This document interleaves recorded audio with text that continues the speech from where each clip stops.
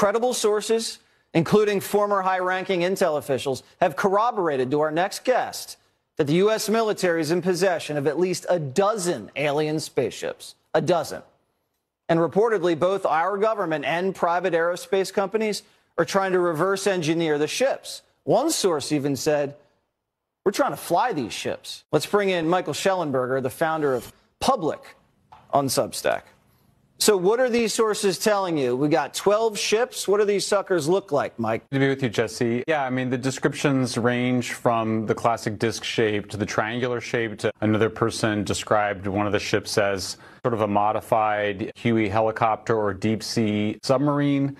These are all people that are sane, highly intelligent, in positions to know, and also cleared at very high levels of security clearance.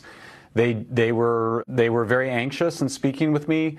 I protected their identities, didn't even reveal their genders or the institutions that they work for, but they all felt compelled to speak out in response to this whistleblower who you just quoted, who made those extraordinary claims, and they verified the core claims that indeed the U.S. government does have non-human spacecraft. And what exactly is the U.S. government doing with this spacecraft? They say that, and it sounds crazy, but it is what they say, that the U.S. government has been working to reverse engineer these technologies for many decades, and that the high levels of security has made that very difficult. One person described an effort to involve a broader set of scientists and engineers to cut through the stovepipes in this person's language, and that proposal was rejected. It was made through a major aerospace corporation. And, you know, what I would emphasize here is that I think we can't have it both ways.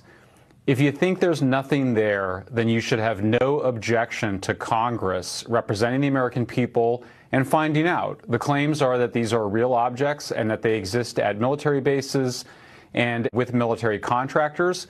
So if they're not there, then nobody should object to people looking, including in unannounced visits. But you can't say that there's nothing there and we shouldn't look. I think that's no longer credible. I mean, as one of the persons said to me, the toothpaste is out of the tube. And I think that with the awareness that this may exist, that's enough of a justification for Congress to look into it. Absolutely, and they should. Have any of your sources described seeing any extraterrestrials? Yes, one of them did, but I kept it out of the story because for a variety of reasons. I wanted to make sure that we were able to focus on verifying, including with some of the same sources that David Grush also heard from, just to verify that there is a very large number of people that are in positions to know who say that there are indeed non-human craft. And at this point, I'm not really comfortable talking about some of the other details that I was told. Okay.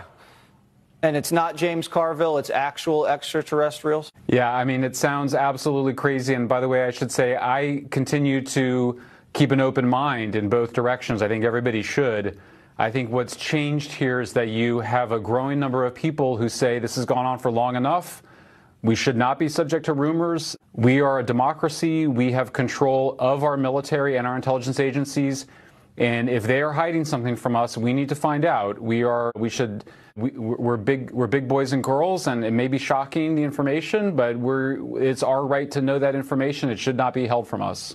All right. Great reporting. Thank you so much, Michael. Thanks, Jesse.